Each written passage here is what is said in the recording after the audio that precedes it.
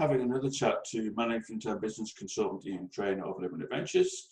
I wanted to focus on the three core components of Luminate Ventures, your think, plan and do approach that helps businesses to grow, thrive and survive. Surely every business uses the think, plan, do approach. Well, it's interesting, isn't it? We all have that assumption and we all walk around in our head saying, I have a plan, I've thought about things and I'm doing stuff. But I think even in this crisis, you can see quite clearly the number of people that have been caught when they're having to put in SIBILs or bounce back loan applications and those sort of things, which is, well, what was my plan? And they're going into drawers and dusting off things and then trying to make some sense of that to then put it back into something which says, this makes sense, please give me some more money.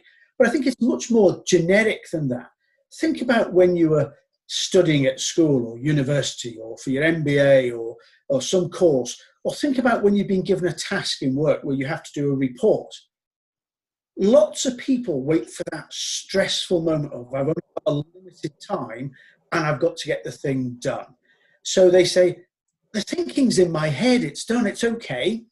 And they'll say, I'll get it done. Their planning is when they scribble it out or they type it up onto a report. And the doing is they then deliver it and they think that's a wonderful piece of work. The problem with all of those things is that thinking, because it's so late and so narrow sometimes, is biased. And if the thinking is biased, it goes into the planning because your planning becomes biased. And then when you go to do the doing or someone reads your report or you try and execute it, we're quite surprised that things don't quite turn out as we'd planned or what we'd thought about. And so I think it's quite important to really understand what are the components of thinking, true thinking, and getting those things down. Then how does that transpose itself into a plan? And then, of course, the execution becomes much easier because you're following a path. Even with some wriggles in the road, you're following a path to actually go and execute on something that is much more informed. Thanks for that, Ian. It's good to be reminded that that think, plan, do is not as straightforward as it may seem. You can find out all about Ian and how he helps his clients by visiting his website, luminateventures.com.